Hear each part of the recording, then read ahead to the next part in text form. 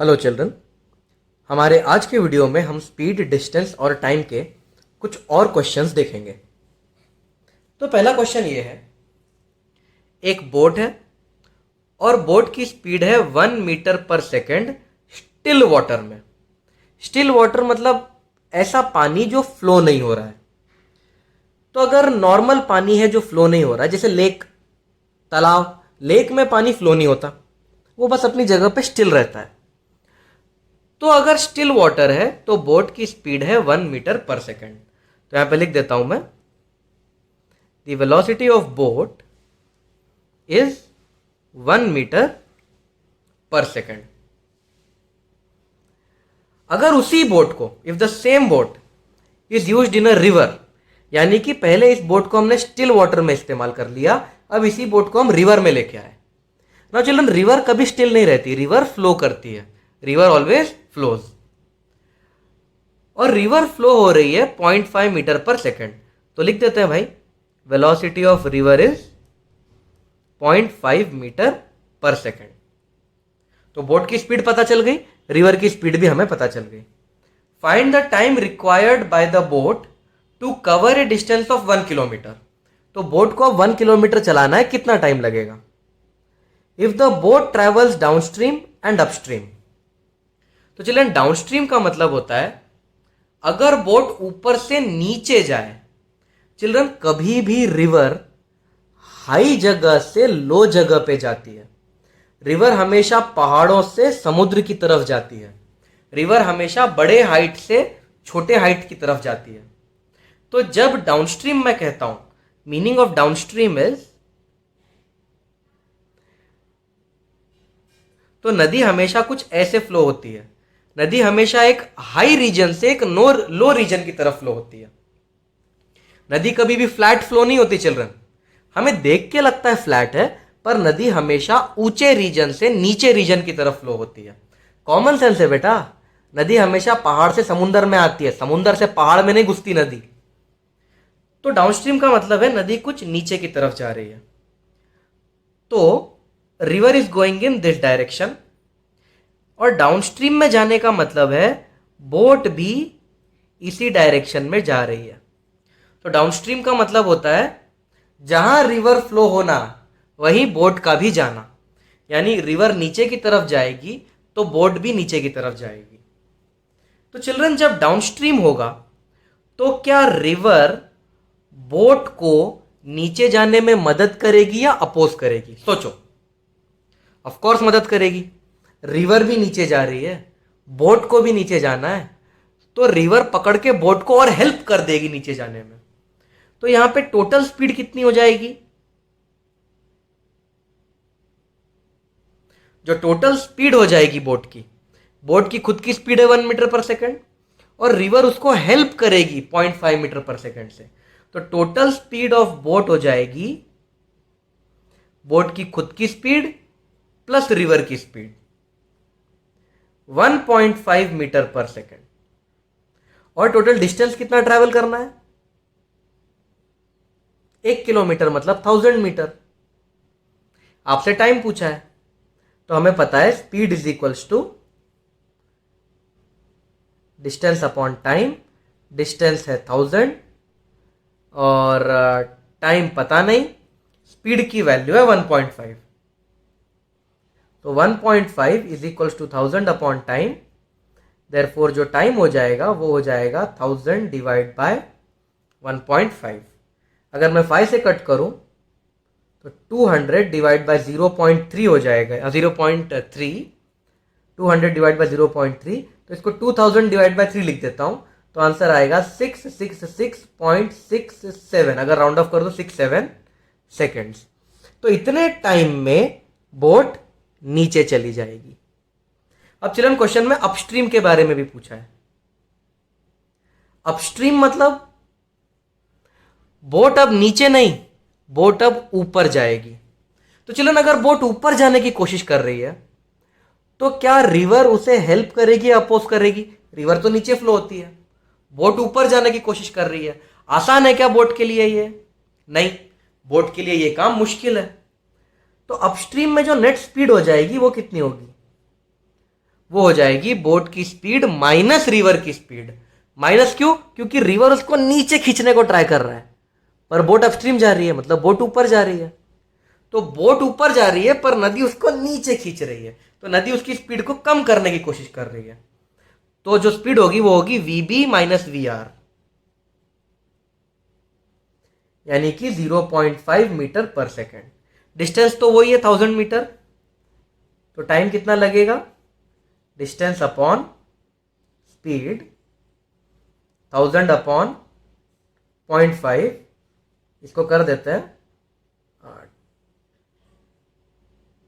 10,000 upon 5, और इसे calculate करेंगे तो आएगा 2000 सेकेंड्स। तो नीचे जाने में लगेंगे 667 सेकेंड्स और ऊपर जाने में लगेंगे 2000 सेकेंड्स। ऑफ कोर्स बोट को अगर ऊपर जाना है तो ज्यादा टाइम तो लगेगा ही, मेहनत तो ज्यादा है ही उसमें। नेक्स्ट क्वेश्चन चिल्ड्रन आप देख सकते हैं अगले क्वेश्चन में मैंने कुछ ऑप्शंस दिए हैं। तो अगर ऑप्शंस दिए होते हैं तो हमें किस तरह से आगे बढ़ना है, अब हम ये सीखेंगे। इस क्वेश्चन की मदद से हम ये सीखेंगे कि ऑप्शंस की मदद से कैसे क्वेश्चन को सॉल्व किया जाता है। How to take help of options to decide the correct way of solving a question. तो चलो क्वेश्चन ऐसा है, एक बोट है और वो बोट जा रही है पॉइंट ए से पॉइंट बी, और पॉइंट ए से पॉइंट बी डाउनस्ट्रीम माना गया है। तो मतलब हो ये रहा है कि कुछ ऐसा कुछ सिनेरियो है, बोट पॉइंट ए से पॉइंट बी की तरफ जा रही है और इस जर्नी को डाउनस्ट्रीम नाम दिया गया है। ओके, तो बोट ए से बी जा रही है मतलब डाउनस्ट्रीम जा रही है, और जब वो ए से बी गई तो उसको टाइम लगा T1। तो लिख लेते हैं, इस जर्नी को करने में टाइम लगा T1। अब चिल्ड्रन रिवर का क्वेश्चन है, तो हमें रिवर के क्वेश्चन में दो चीज चाहिए होती है। आपने पिछले क्वेश्चन में देखा, बोट की स्पीड भी चाहिए, रिवर की स्पीड भी चाहिए। पूरे क्वेश्चन में ना तो बोट की स्पीड दी है ना रिवर की स्पीड दी है। ओके, तो फिलहाल के लिए अब तक क्वेश्चन क्या हमने समझा, बोट ए से बी तक जा रही है, टाइम लगा T1। It returns back in time T2। जब रिटर्न की बारी आई, तो रिटर्न जब आएगी तो वो बी से ए की तरफ जाएगी बोट, यानी अब बोट ऊपर की तरफ जाएगी। इस जर्नी में लगा टाइम T2, तो नीचे जाने में T1 टाइम लगा और ऊपर आने में T2 टाइम लगा। क्वेश्चन है, अगर यही डिस्टेंस एक लेक में कवर करना है, यानी कि अगर ए और बी लेक का पार्ट है, चलिए लेक में अपस्ट्रीम डाउनस्ट्रीम नहीं होता, तालाब में पानी फ्लो नहीं होता, तालाब तो फ्लैट होता है। तो तालाब में अगर ए से बी जाना है तो कभी आपने लेक में वैसा पानी को फ्लो होते देखा क्या कंटिन्यूअसली? लेक में पानी फ्लो होता है क्या? नहीं, लेक का पानी तो स्टिल होता है। अगर लेक में यही डिस्टेंस करना है, अगर लेक में वन साइडेड जर्नी करनी है, यानी अगर आपको लेक में ए से बी तक जाना है तो कितना टाइम लगेगा, ये क्वेश्चन है। और ऑप्शंस दिए हुए हैं आपको आंसर निकालना है। तो आप पहले ट्राई कीजिए वीडियो को पॉज करके, फिर मैं आपकी हेल्प करता हूं। ओके, तो let's see the answer. Children इस ए से बी का डिस्टेंस नहीं दिया है, डिस्टेंस डी ले लेते हैं। तो अगर ए से बी डी है तो बी से ए भी ऑफकोर्स डी ही होने वाला है, और ऑफकोर्स यहां पे भी डिस्टेंस डी ही होने वाला है। तो हर जगह जो डिस्टेंस है वो डी है, और यहां पे भी जो डिस्टेंस है वो डी है। So in this case A to B जाओगे तब भी D distance, B to A जाओगे तब भी डी डिस्टेंस, और ए से बी जाओगे तब भी डी डिस्टेंस ही होने वाला है। अब चिल्ड्रन जब बोट नीचे जाती है, जब बोट डाउनस्ट्रीम में जाती है, तो उसकी स्पीड क्या हो जाती है? बोट की स्पीड होती है स्पीड ऑफ बोट, जिसे मैं वीबी लिखूंगा, plus speed of river. River मदद करती है ना नीचे जाते वक्त। इस केस में क्या स्पीड हो जाएगी? इस केस में बोट ऊपर जा रही है, तो ऊपर जाते वक्त स्पीड होती है speed of boat minus speed of river, क्योंकि रिवर उसको खींच के वापस लेके आने को ट्राई करती है, रिवर उसके मोशन को अपोज करती है। यहां पे क्या स्पीड होगी? यहां पे रिवर तो फ्लो होने, यहां पे तो कोई रिवर ही नहीं है, ये तो फ्लैट है, स्टिल वाटर है, लेक है ये। तो ए से बी जाओ या बी से ए जाओ, स्पीड रहने वाली है सिर्फ वेलोसिटी ऑफ बोट, क्योंकि यहां पे रिवर नहीं है, रिवर इसे अपोज नहीं करेगा, रिवर के फ्लो का कोई सवाल ही पैदा नहीं होता इस केस में। नाउ चिल्ड्रन, हमें ढूंढना क्या है? हमें ढूंढना है ए से बी पे जाने वाला टाइम। तो वो टाइम मुझे कैसे मिलेगा? वो टाइम मिलेगा मुझे डिस्टेंस अपॉन स्पीड करके, distance upon speed. I am interested in this, ये मेरा आंसर है। This is my equation of interest. मुझे ए से बी तक जाने का टाइम चाहिए और वो टाइम होगा डिस्टेंस अपॉन स्पीड, क्योंकि स्पीड होती है डिस्टेंस अपॉन टाइम। तो मुझे ये चाहिए। क्या आपको किसी भी ऑप्शन में डी और वी भी दिख रहा है क्या? देखो, किसी भी ऑप्शन में डिस्टेंस भी नहीं है, वेलोसिटी ऑफ बोट भी नहीं है। तो मुझे ये चाहिए, ये इक्वेशन चाहिए, लेकिन ये किसी भी ऑप्शन से मैच नहीं कर रहा है। तो अब क्या करें? अब इन दोनों की मदद लेंगे। So children, from here I can say that the speed is vb plus vr। और ये स्पीड क्या होता है? This speed is equal to distance, distance है d और टाइम है t1। करेक्ट? तो मैंने इक्वेशन लिख दिया, speed is equal to distance upon time. एक काम करता हूं, यहां पे भी इक्वेशन लिख लेता हूं यहां पे। तो यहां पे स्पीड है, speed is equal to distance है d और टाइम है t2। ओके चिल्ड्रन, तो हमने सिंपल फॉर्मूला लगा दिया, केस 1 के लिए फॉर्मूला लगा दिया, केस 2 के लिए फॉर्मूला लगा दिया, और ये मेरा आंसर है, इसमें मुझे इंटरेस्ट है। अब चिल्ड्रन, ऑप्शंस को देखो और हमारे पास जो 3 इक्वेशंस है उन्हें ध्यान से देखो। इसका नाम दे देते हैं इक्वेशन 1, इसका नाम दे देते हैं इक्वेशन 2, और ये इक्वेशन 3। इक्वेशन 3 मेरा आंसर है, और सारे ऑप्शंस को देखो। अब ऑप्शंस आपको क्लू देंगे क्या करना है। Options will give you the clue. हर एक ऑप्शन को ध्यान से देखो। क्या किसी भी ऑप्शन में वेलोसिटी ऑफ रिवर आपको दिख रही है? नहीं दिख रही है।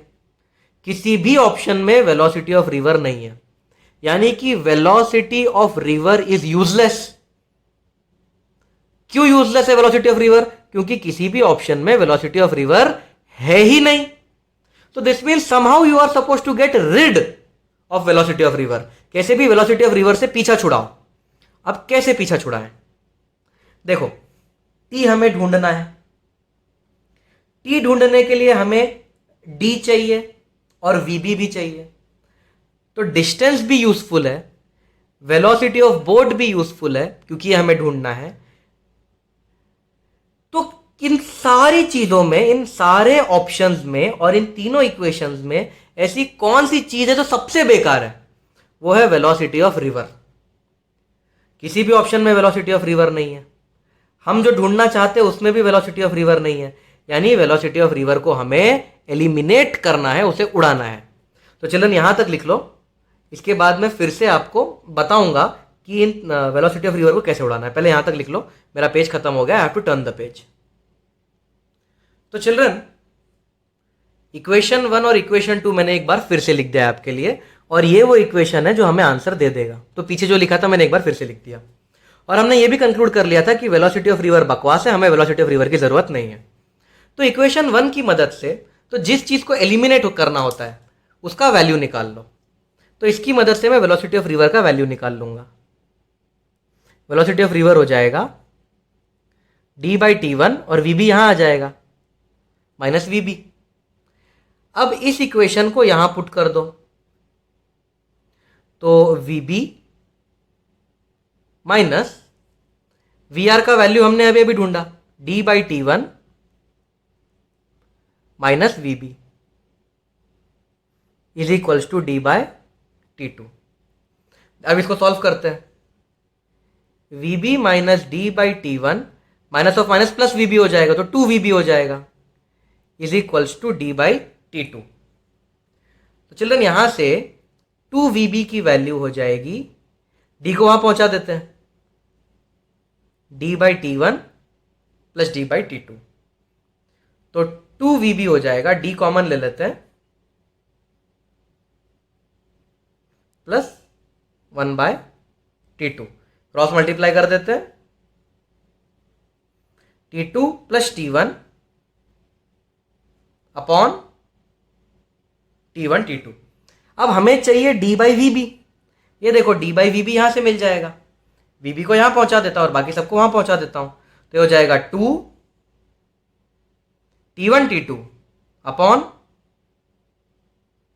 t1 plus t2 is d/vb। देखो vb को यहां पहुंचा दिया, इस पूरे को यहां पहुंचा दिया, और यही तो है जो वो टाइम जो हमें ढूंढना है, ये देखो यही तो है वो टाइम जो हमें ढूंढना है। तो जो टाइम लगेगा वो होगा 2t1 t2 upon t1 plus t2, तो दिस इज द आंसर। तो अगर आप देखें मैंने ऑप्शंस आपको दिए थे, so according to those options the correct option is option B for Bombay। Next question children, एक एस्केलेटर है, एस्केलेटर वो सीढ़ियां होती है जो अपने आप चलती हैं, अपने आप चढ़ती है ऊपर, आपने देखा ही होगा उनको। तो एक एस्केलेटर है और एक लड़की है, तो अगर एक लड़की एस्केलेटर पे चढ़ रही है, मतलब लड़की खुद से मेहनत करके अपने पैरों से एस्केलेटर के ऊपर चढ़ रही है, सीढ़ियों के ऊपर चढ़ रही है, जब एस्केलेटर काम नहीं कर रहा है, तो यानी कि एस्केलेटर बंद पड़ा हुआ है और लड़की उसके ऊपर अपने पैरों से चल के जा रही है, तो उस वक्त उसको टाइम लगता है t1। फिर अगर एस्केलेटर चालू हो जाए लेकिन लड़की अपने पैर ना चलाए, मतलब एस्केलेटर अपने आप लड़की को ऊपर लेके जा रहा है, लड़की को कोई जल्दी नहीं है, वो आराम से एस्केलेटर के ऊपर बैठी हुई है और एस्केलेटर अपने आप उसको ऊपर लेके जा रहा है, तो उस केस में उसको टाइम लगेगा t2। अब अगर एस्केलेटर भी चलने लगा, तो एस्केलेटर भी ऊपर जा रहा है और लड़की भी उसके ऊपर चलने लगी, तो एस्केलेटर भी चल रहा है, लड़की अपने पैरों से भी चल रही है, तो कितना टाइम लगेगा लड़की को ऊपर पहुंचने में, ये पूछा है। तो ये क्वेश्चन नीट 2017 या 18 में आया था, मुझे एग्जैक्ट ईयर तो याद नहीं है, तो आप ट्राई कीजिए इस क्वेश्चन को, वीडियो पॉज करके ट्राई कीजिए। ओके, तो let us see the answer. तो केस 1 में सिर्फ लड़की चलती है, तो केस 1 में ओनली गर्ल वॉक्स। तो केस 1 में स्पीड कितनी हो जाएगी, स्पीड हो जाएगी स्पीड ऑफ गर्ल, उसको वीजी लिख देता हूं, और डिस्टेंस मान लेते हैं डी। करेक्ट ना, एस्केलेटर में क्या होता है, पॉइंट ए से पॉइंट बी पे जाना होता है, और इस डिस्टेंस को हम मान लेते हैं डी। तो एस्केलेटर से पॉइंट ए पे पॉइंट बी पे जाते हैं, डिस्टेंस है डी, तो टाइम मिल जाएगा, टाइम लगता है t1, केस 1 में टाइम लगा t1, तो t1 की वैल्यू होती है, टाइम होता है डिस्टेंस अपॉन स्पीड। तो ये हो गया केस 1। फिर देखते हैं केस 2। केस 2 में सिर्फ एस्केलेटर चल रहा है, ओनली एस्केलेटर वर्क्स। तो स्पीड कितनी हो जाएगी, स्पीड ऑफ एस्केलेटर, डिस्टेंस तो अब भी ए से बी पे ही जाना है, तो डिस्टेंस अब भी डी है, और जो टाइम है वो हो जाएगा t2। तो जो टाइम है t2 वो है डिस्टेंस अपॉन स्पीड। अब हमें केस 3 के टाइम के बारे में पूछा है। केस 3 में दोनों चल रहे हैं, लड़की भी चल रही है, एस्केलेटर भी चल रहा है, तो टोटल स्पीड कितनी हो जाएगी, तो टोटल स्पीड हो जाएगी velocity of girl plus velocity of escalator, और डिस्टेंस अभी भी डी ही है, अभी भी ए से बी पे ही जाना है, और टाइम है टी, ये टाइम होता है डिस्टेंस अपॉन स्पीड, स्पीड है वीजी प्लस वीई। अब हमें हर ऑप्शन में टाइम दिख रहा है, एवरी ऑप्शन हैज टी, किसी भी ऑप्शन में ना वीजी दिख रहा है, ना वीई दिख रहा है, ना डी दिख रहा है, मतलब अभी डी वीजी और वी से छुटकारा पाना है। देखो वो कैसे होगा, यहां से वीजी की वैल्यू मिल जाएगी, वीजी की वैल्यू हो जाएगी d/t1, तो Vg की वैल्यू हो गई d/t1 प्लस यहां से V की वैल्यू मिल जाएगी, V की वैल्यू हो जाएगी d/t2। तो जो रिक्वायर्ड टाइम है d कॉमन ले लो नीचे से, 1/t1 प्लस 1/t2, ये कट जाएगा। एलसीएम वगैरह लोगे और पांचवी का मैथ्स अगर आपको आता है तो इसके आगे आंसर आ जाएगा t1 t2/t1 प्लस t2। इसको क्रॉस मल्टीप्लाई करो और ये जो नीचे वाला पार्ट है उसको ऊपर ले जाओ तो ये आंसर आ जाएगा। t1 t2/t1 plus t2 is the correct answer. So fourth option is the correct answer. Next question, एक ट्रेन है, उसकी लेंथ 200 मीटर है। अगर उसकी स्पीड 72 किलोमीटर पर आवर है तो कितने टाइम में वो सिग्नल को क्रॉस करेगी? तो चलिए इस क्वेश्चन में ध्यान दो, यूनिट्स ऊपर नीचे हैं। यहां पे यूनिट है मीटर में और यहां पे यूनिट है किलोमीटर में। तो डिस्टेंस को मेजर करने के लिए अलग अलग यूनिट है। यहां पे डिस्टेंस मीटर में और यहां पे किलोमीटर लिखा हुआ है, तो यानी कि यूनिट कन्वर्ट करना पड़ेगा। अब आपके पास दो ऑप्शन है, या तो इस स्पीड को इस स्पीड में मीटर लाओ या तो इस मीटर को किलोमीटर बनाओ। तो दो तरीके हैं, मैं स्पीड में मीटर लाऊंगा, मैं किलोमीटर पर आवर को मीटर पर सेकंड में कन्वर्ट करूंगा। तो चिल्ड्रन जो स्पीड है वो दी हुई है 72 किलोमीटर पर आवर। अब आप सब जानते हैं, इसका शॉर्टकट मैंने आपको पिछले वीडियो में बताया था, इसे मीटर पर सेकंड में कन्वर्ट करना है तो 5/18 से मल्टीप्लाई कर दो, तो ये हो जाएगा 20 मीटर पर सेकंड। तो अब हमारे पास स्पीड भी मीटर में हो गई है और जो लेंथ ट्रेन की है वो भी मीटर में है। तो अब सारे यूनिट्स एक ही सिस्टम में है, तो अब अपना काम हो जाएगा। तो चिल्ड्रन मान लेते हैं ये ट्रेन है, तो दिस इज द ट्रेन, ये ट्रेन का इंजन है, ओके। और यहां पे सिग्नल है, यह सिग्नल। अब ट्रेन सिग्नल के जस्ट पास आ गई है, ये इंजन है चिल्ड्रन, पुराने जमाने की ट्रेन है, धुआं निकल रहा है, चलो। तो ये इंजन सिग्नल के पास आ चुका है, इंजन ने सिग्नल को क्रॉस करना शुरू कर दिया है। तो स्टार्टिंग में ये सिचुएशन रहेगी, ट्रेन जस्ट सिग्नल के पास पहुंचा, अब वो सिग्नल को क्रॉस करना चालू करेगा। तो ट्रेन, मान लेते हैं ये ट्रेन है, वो सिग्नल के पास आ चुकी है। अब ट्रेन आगे बढ़ते जा रही है, ऑफ कोर्स सिग्नल तो आगे बढ़ेगा नहीं, सिग्नल अपनी जगह पे रहता है। तो ट्रेन क्रॉस कर रही है, ट्रेन क्रॉस कर रही है, ट्रेन क्रॉस कर रही है, ट्रेन क्रॉस कर रही है, ट्रेन ने क्रॉस कर दिया। तो जब ट्रेन ने क्रॉस कर दिया तो ट्रेन यहां आ जाएगी। तो स्टार्टिंग में ट्रेन यहां पे थी और जब ट्रेन क्रॉस कर चुकी होगी तो ट्रेन यहां आ जाएगी। This is the end position of train. दो ट्रेन नहीं है चिल्ड्रन क्वेश्चन में, यही ट्रेन है, वो आगे आ चुकी है। This is and position of train. तो अब मुझे बताओ जो डिस्टेंस ट्रैवल किया ट्रेन ने वो कितना है? चिल्ड्रन ये है ट्रेन का इंजन, ट्रेन का इंजन यहां था, ये ट्रेन का इंजन आगे बढ़ के यहां तक आ गया है। तो ट्रेन का इंजन जो यहां था वो ट्रेन का इंजन यहां आ चुका है। तो ट्रेन ने कितना डिस्टेंस ट्रैवल किया? यहां से लेके यहां तक, ये क्या है? This is the length of train. तो distance is the length of train, 200 metre. Correct ना? ट्रेन का इंजन यहां था, यहां आ गया, डिस्टेंस 200 मीटर हो गया। और स्पीड भी हमें पता है 20 मीटर पर सेकेंड। तो टाइम तो बच्चा भी निकाल लेगा, टाइम होता है डिस्टेंस अपॉन स्पीड। 10 सेकंड लगेंगे इसको आर पार करने में, टाइम होता है डिस्टेंस अपॉन स्पीड। बस फॉर्मूला डाल दिया, 8 स्टैंडर्ड का फॉर्मूला, ये आंसर आ गया, 10 सेकंड, खत्म। अगला क्वेश्चन चिल्ड्रन, ट्रेन की लेंथ है 300 मीटर, उसकी स्पीड है 36 किलोमीटर पर आवर। तो सबसे पहले मैं यहां पे मीटर देख रहा हूं और यहां किलोमीटर देख रहा हूं, तो पहले तो मैं कन्वर्जन कर लेता हूं। मुझे पता है स्पीड है 36 किलोमीटर पर आवर, इसको कन्वर्ट कर लेते हैं मीटर पर सेकंड में 5/18 से मल्टीप्लाई करके। तो ये हो जाएगा 10 मीटर पर सेकंड। 18 1 18 2 5 2 10। तो 10 मीटर पर सेकंड उसकी स्पीड है ट्रेन की। कितने टाइम में वो प्लेटफॉर्म को क्रॉस करेगा जो 500 मीटर का है। तो ये एक प्लेटफॉर्म है, दिस इज प्लेटफॉर्म, और यहां है ट्रेन, ये है ट्रेन का इंजन।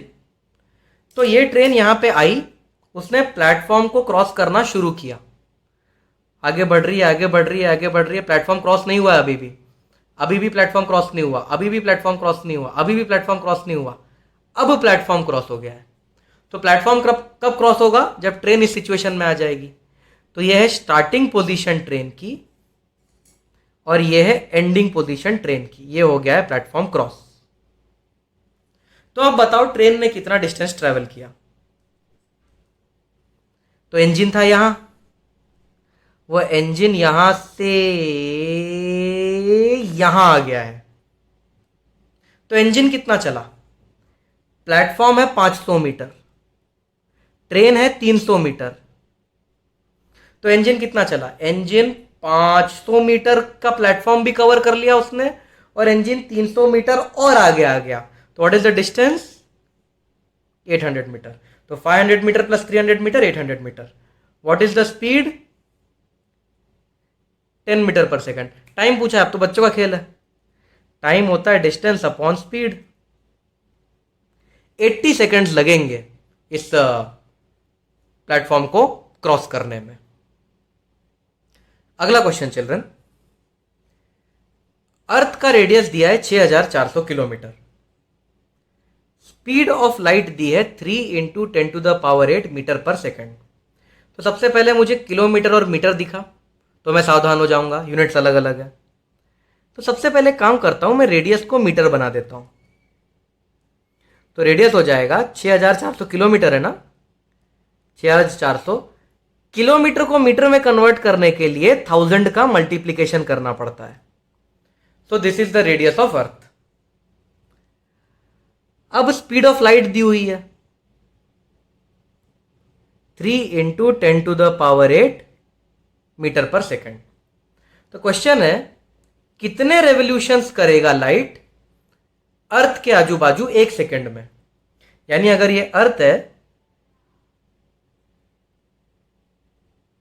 जिसका रेडियस हमें पता है 64000000 मीटर, तो अगर लाइट इसके ऐसे चक्कर काट रही है, okay this is light, of course circular चक्कर है, ये बहुत ही गंदा शेप बना है, I am really sorry, of course circular चक्कर है। अगर लाइट को इस तरह से सर्कुलर चक्कर काटने हैं तो 1 सेकंड में लाइट कितनी बार अर्थ को गोल गोल घूम सकती है, ये पूछा है। तो चिल्ड्रन सबसे पहले पता लगाते हैं ये डिस्टेंस कितना है, लाइट को कितना डिस्टेंस ट्रेवल करना पड़ रहा है। तो ये जो डिस्टेंस है यहां से लेके यहां तक, डिस्टेंस ऑफ 1 रेवोल्यूशन, वो हो जाएगा 2πr सरकमफरेंस, यहां से यहां तक आएंगे 2πr, which is equals to 2 into pi को पाई रहने देते हैं, आर की वैल्यू पता है 64000000, तो इतना डिस्टेंस है। और स्पीड कितनी है? 3 इंटू 10⁸। तो पता लगाते हैं टाइम फॉर 1 रेवोल्यूशन।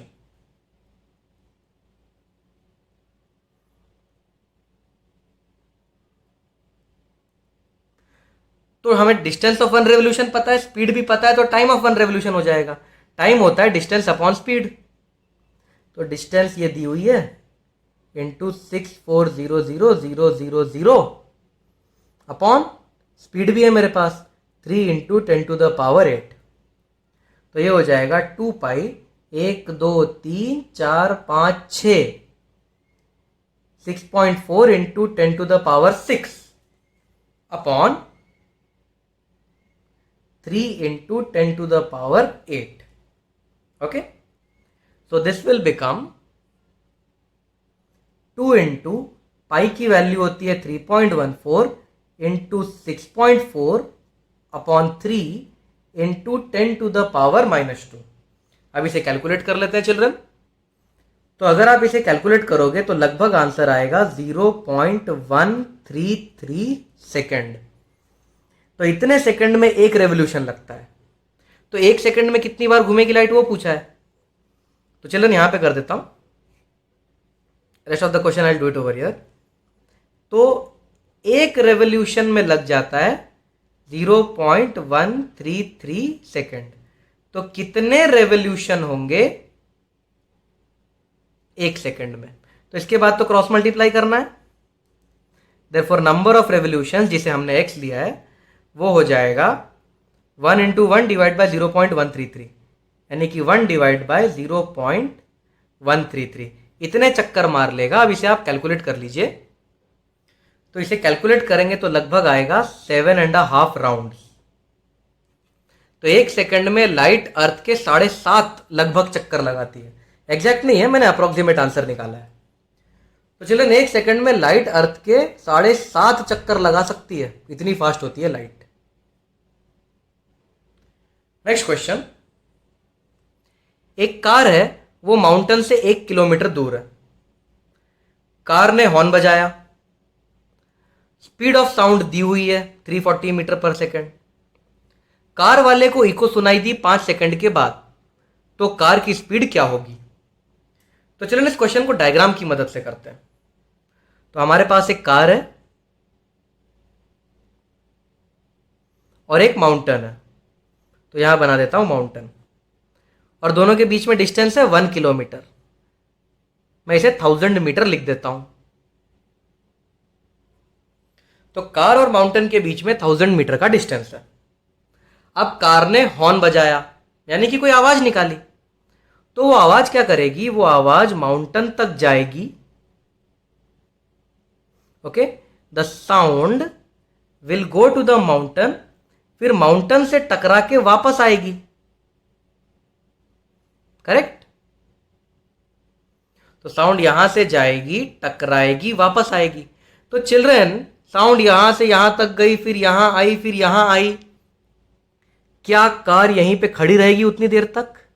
नहीं, कार तो चल रही है, क्योंकि स्पीड ऑफ कार पूछा है। तो कार यहीं खड़ी रहने वाली है क्या? नहीं ना, कार भी तो आगे आ जाएगी।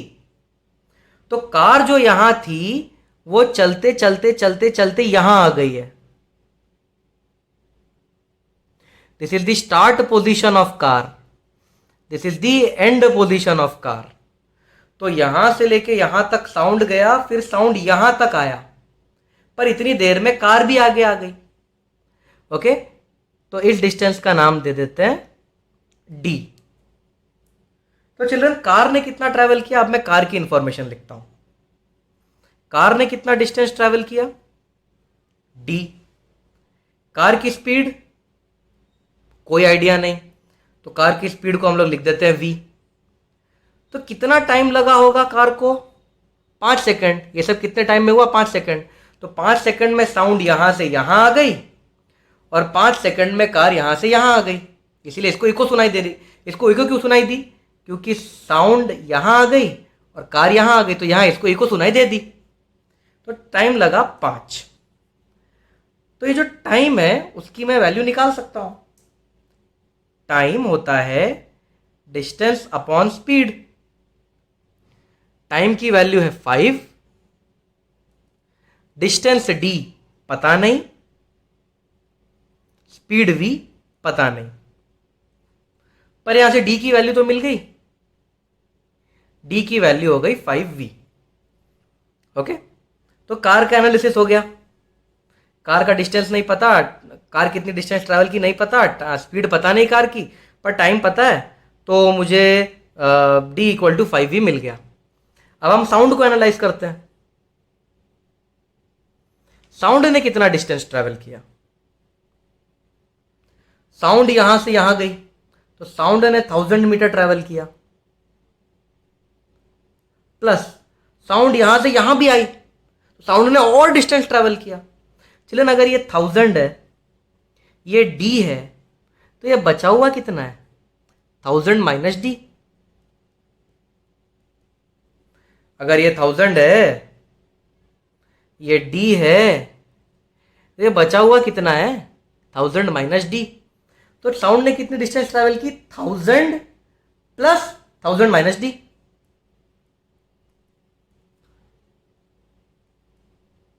तो this is the distance travelled by sound. कितना टाइम लगा ये सब करने के लिए? 5 सेकंड। और साउंड की स्पीड भी पता है, 340 मीटर पर सेकंड।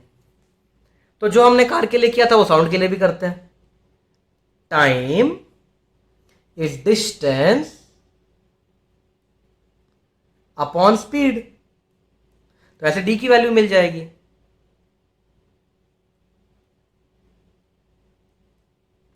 तो डी की वैल्यू हो गई 300 मीटर। अब उसको यहां सब्स्टिट्यूट कर दो। तो डी की वैल्यू पता चल चुकी है, 300 इक्वल टू 5v। तो v की वैल्यू हो गई 60 मीटर पर सेकेंड। तो the car is travelling with the speed of 60 metre per second. Next question. एक लड़का है, वो अपने घर से स्कूल जा रहा है।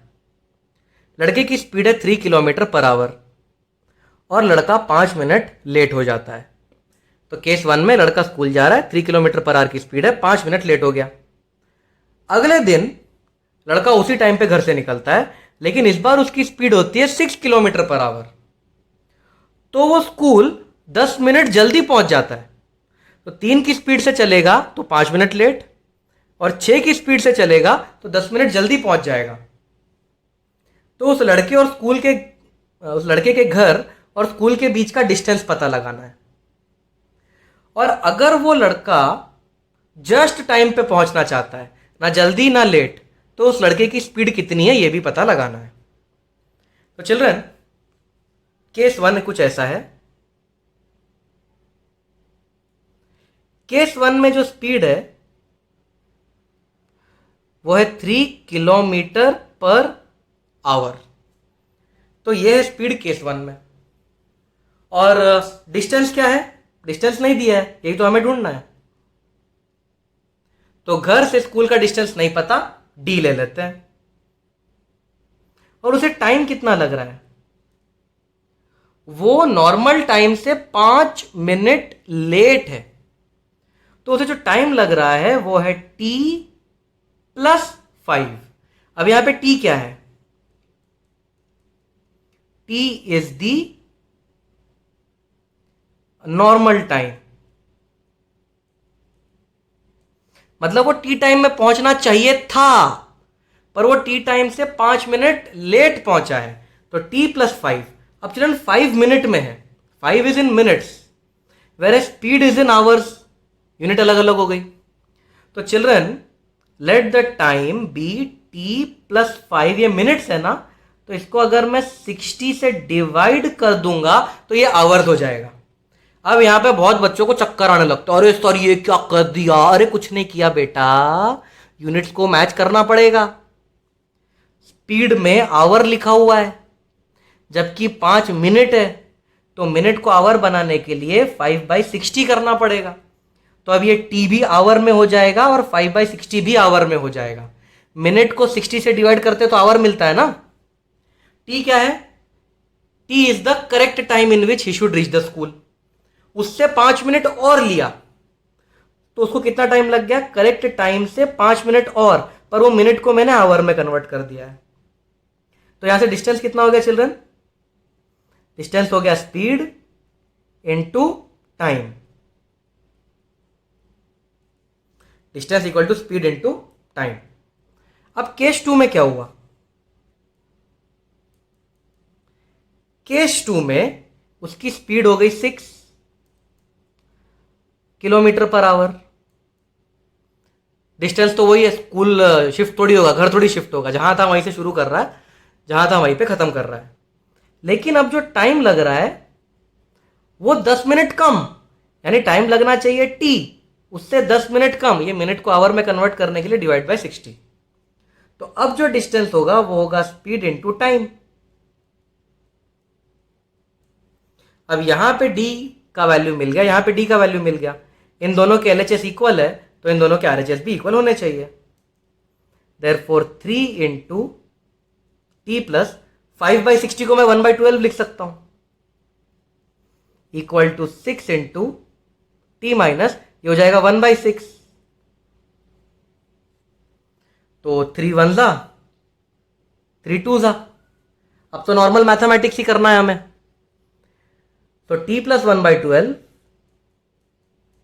Is equals to 2t minus 2/6, ये हो जाएगा 1/3। तो इसको यहां पहुंचा देता हूं, t हो जाएगा 1/12 प्लस 1/3।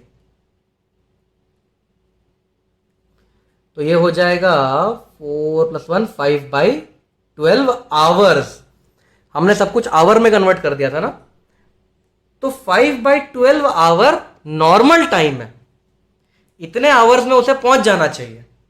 ओके, अब इस t का वैल्यू मिल गया है, तो मैं इसे इक्वेशन 1 में पुट कर देता हूं, ये इस इक्वेशन में पुट कर देता हूं। तो d is equals to 3 into 5/12 plus 5/60, यहां पे t का वैल्यू पुट कर दिया। तो डिस्टेंस होगा 3 इंटू 30/60, ये हो जाएगा 1.5 किलोमीटर। तो उसके घर के बीच में और उसके स्कूल तक 1.5 किलोमीटर का डिस्टेंस है। तो उसके डिस्टेंस 1.5 किलोमीटर है और ये है नॉर्मल टाइम। अब ये भी पूछा है कि बच्चे की स्पीड क्या होनी चाहिए कि वो ना जल्दी पहुंचे ना लेट पहुंचे, मतलब बराबर इतने टाइम में पहुंच जाए। तो जो बच्चे की स्पीड होनी चाहिए वो जाएगी distance which is 1.4 kilometre upon time लगना चाहिए 5/12। ओके, तो स्पीड हो जाएगी 4 किलोमीटर पर आवर। तो अगर वो 4 किलोमीटर पर आवर से चलेगा तो बराबर 5/12 आवर्स में पहुंच जाएगा, ना लेट होगा ना जल्दी पहुंचेगा। और स्कूल 1.5 किलोमीटर दूर है उसके घर से।